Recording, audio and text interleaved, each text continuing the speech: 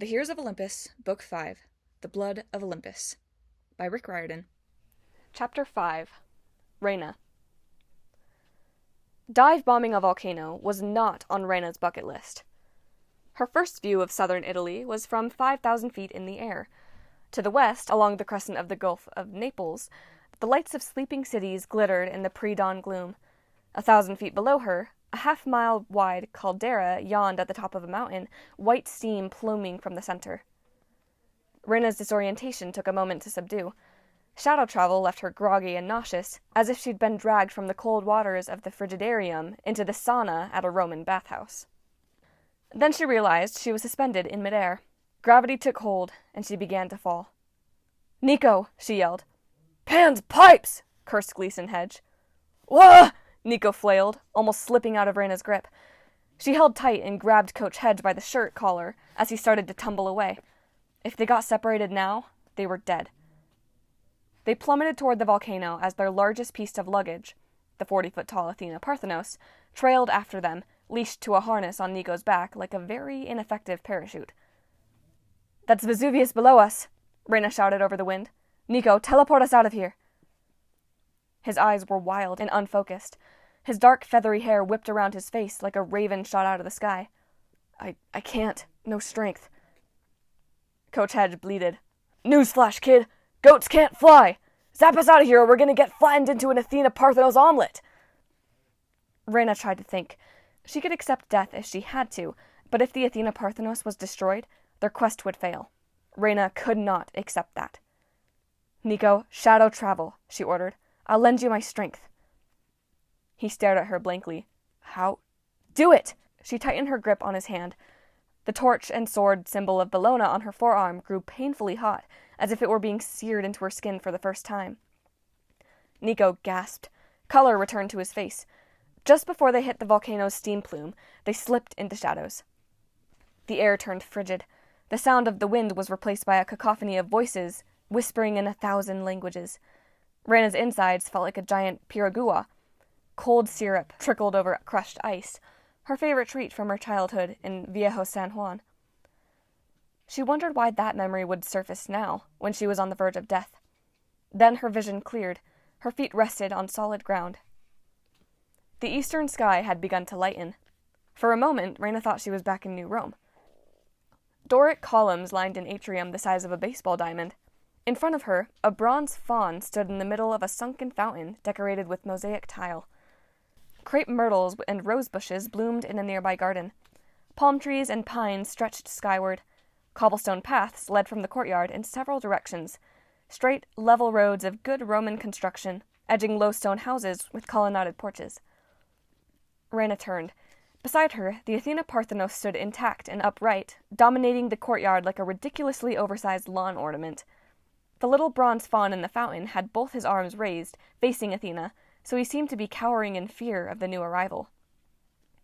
On the horizon, Mount Vesuvius loomed, a dark, humpbacked shape now several miles away.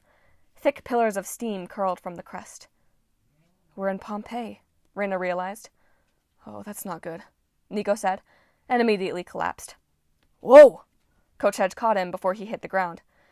The satyr propped him against Athena's feet and loosened the harness that attached Nico to the statue. Reyna's own knees buckled. She'd expected some backlash. It happened every time she shared her strength. But she hadn't anticipated so much raw anguish from Nico D'Angelo. She sat down heavily, just managing to stay conscious. Gods of Rome! If this was only a portion of Nico's pain, how could he bear it? She tried to steady her breathing while Coach Hedge rummaged through his camping supplies. Around Nico's boots, the stones cracked. Dark seams radiated outward like a shotgun blast of ink, as if Nico's body were trying to expel all the shadows he'd traveled through. Yesterday had been worse. An entire meadow withering, skeletons rising from the earth. Reyna wasn't anxious for that to happen again. "Drink something." She offered him a canteen of unicorn draft, powdered horn mixed with sanctified water from the little Tiber. They'd found it worked on Nico better than nectar, helping to cleanse the fatigue and darkness from his system with less danger of spontaneous combustion. Nico gulped it down. He still looked terrible. His skin had a bluish tint. His cheeks were sunken. Hanging at his side, the scepter of Diocletian glowed angry purple, like a radioactive bruise. He studied Reyna. How did you do that surge of energy? Reyna turned her forearm. The tattoo still burned like hot wax, the symbol of Bologna, SPQR, with 4 lines for her years of service. I don't like to talk about it, she said, but it's a power from my mother. I can impart strength to others. Coach Hedge looked up from his rucksack. Seriously? Why haven't you hooked me up, Roman girl? I want super muscles. Reyna frowned. It doesn't work like that, Coach. I can only do it in life and death situations, and it's more useful in large groups.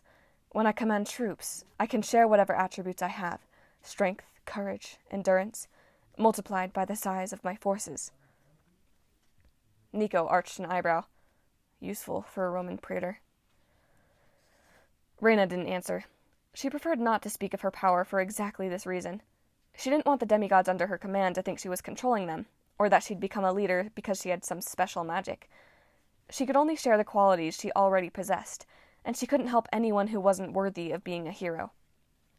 Coach Hedge grunted. Too bad. Super muscles would be nice.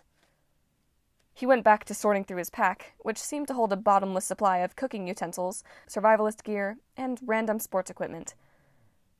Nico took another swig of unicorn draught. His eyes were heavy with exhaustion, but Reyna could tell he was fighting to stay awake. You stumbled just now, he noted. When you use your power, do you get some sort of, feedback from me? It's not mind reading, she said. Not even an empathy link. Just a temporary wave of exhaustion. Primal emotions. Your pain washes over me. I take on some of your burden. Nico's expression became guarded. He twisted the silver ring on his finger, the same way Reyna did with her silver ring when she was thinking. Sharing a habit with the son of Hades made her uneasy. She'd felt more pain from Nico in their brief connection than she had from her entire legion during the battle against the giant Polybides. It had drained her worse than the last time she'd used her power to sustain her Pegasus Scipio during their journey across the Atlantic. She tried to push away that memory. Her brave winged friend, dying from poison, his muzzle in her lap, looking at her trustingly as she raised her dagger to end his misery. Gods, no. She couldn't dwell on that, or it would break her. But the pain she'd felt from Nico was sharper. You should rest, she told him.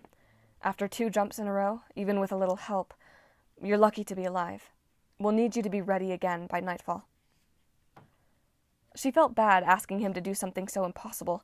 Unfortunately, she'd had a lot of practice pushing demigods beyond their limits. Nico clenched his jaw and nodded. We're stuck here now. He scanned the ruins. But Pompeii is the last place I would have chosen to land. This place is full of lemurs. Lemurs? Coach Hedge seemed to be making some sort of snare out of kite string, a tennis racket, and a hunting knife. You mean those cute fuzzy critters? No. Nico sounded annoyed, like he got that question a lot. Lemurs. Unfriendly ghosts. All Roman cities have them, but in Pompeii, the whole city was wiped out, Reyna remembered. In 79 CE, Vesuvius erupted and covered the town in ash. Nico nodded. A tragedy like that creates a lot of angry spirits. Coach Hedge eyed the distant volcano. It's steaming. Is that a bad sign? I'm not sure. Nico picked at a hole in the knee of his black jeans. Mountain gods, the Ori, can sense children of Hades. It's possible that's why we were pulled off course. The spirit of Vesuvius might have been intentionally trying to kill us. But I doubt the mountain can hurt us this far away. Working up to a full eruption would take too long. The immediate threat is all around us. The back of Reyna's neck tingled. She'd grown used to Lares, the friendly spirits at Camp Jupiter, but even they made her uneasy. They didn't have a good understanding of personal space. Sometimes they'd walk right through her, leaving her with vertigo. Being in Pompeii gave Reyna the same feeling, as if the whole city was one big ghost that had swallowed her whole. She couldn't tell her friends how much she feared ghosts, or why she feared them. The whole reason she and her sister had run away from San Juan all those years ago? That secret had to stay buried. Can you keep them at bay? She asked. Nico turned up his palms. I've sent out that message. Stay away. But once I'm asleep, it won't do us much good. Coach Hedge patted his tennis racket knife contraption. Don't worry, kid. I'm going to line the perimeter with alarms and snares. Plus, I'll be watching over you the whole time with my baseball bat. That didn't seem to reassure Nico, but his eyes were already half closed. Okay, but go easy. We don't want another Albania. No, Reyna agreed. Their first shadow travel experience together, 2 days ago, had been a total fiasco, possibly the most humiliating episode in Reyna's long career. Perhaps someday, if they survived, they would look back on it and laugh, but not now. The three of them had agreed never to speak of it. What happened in Albania would stay in Albania. Coach Hedge looked hurt. Fine, whatever. Just rest, kid. We got you covered. All right, Nico relented. Maybe a little. He managed to take off his aviator jacket and wad it into a pillow before he keeled over and began to snore. Reyna marveled at how peaceful he looked. The worry lines vanished. His face became strangely angelic, like his surname, D'Angelo. She could almost believe he was a regular 14-year-old boy, not a son of Hades who had been pulled out of time from the 1940s and forced to endure more tragedy and danger than most demigods would in a lifetime. When Nico had arrived at Camp Jupiter, Reyna didn't trust him. She'd sensed there was more to his story than being an ambassador from his father, Pluto. Now, of course, she knew the truth. He was a Greek demigod, the first person in living memory, perhaps the first ever, to go back and forth between the Roman and Greek camps without telling either group that the other existed. Strangely, that made Reyna trust Nico more. Sure, he wasn't Roman. He'd never hunted with Lupa or endured the brutal legion training. But Nico had proven himself in other ways. He'd kept the camp secrets, for the best of reasons, because he feared a war. He had plunged into Tartarus alone, voluntarily, to find the doors of death. He'd been captured and imprisoned by giants. He had led the crew of the Argo II into the House of Hades, and now he had accepted yet another terrible quest, risking himself to haul the Athena Parthenos back to Camp Half-Blood. The pace of the journey was maddeningly slow. They could only shadow travel a few hundred miles each night, resting during the day to let Nico recover, but even that required more stamina from Nico than Reyna would have thought possible. He carried so much sadness and loneliness, so much heartache. Yet he put his mission first. He persevered. Reyna respected that. She understood that. She'd never been a touchy-feely person, but she had the strangest desire to drape her cloak over Nico's shoulders and tuck him in. She mentally chided herself. He was a comrade, not her little brother. He wouldn't appreciate the gesture. Hey. Coach Hedge interrupted her thoughts. You need to sleep too. I'll take first watch and cook some grub. Those ghosts shouldn't be too dangerous now that the sun's coming up. Reyna hadn't noticed how light it was getting. Pink and turquoise clouds striped the eastern horizon. The little bronze fawn cast a shadow across the dry fountain. I've read about this place, Reyna realized. It's one of the best-preserved villas in Pompeii. They call it the House of the Faun. Gleason glanced at the statue with distaste. Yeah, well, today it's the House of the Satyr. Reyna managed a smile. She was starting to appreciate the differences between satyrs and fauns.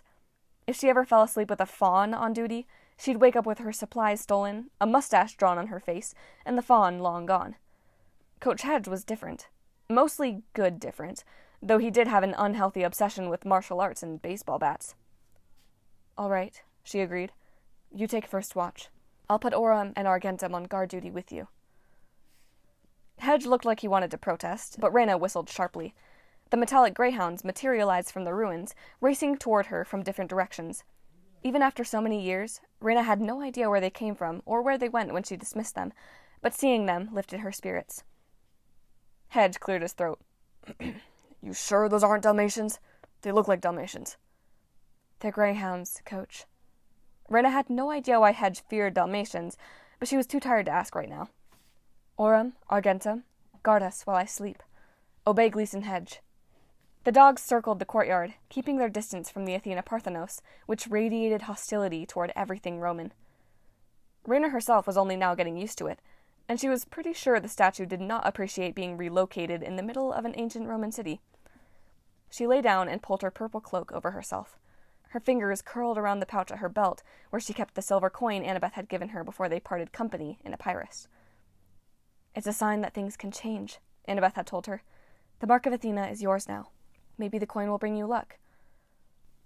Whether that luck would be good or bad, Reyna wasn't sure. She took one last look at the bronze faun cowering before the sunrise and the Athena Parthenos. Then she closed her eyes and slipped into dreams.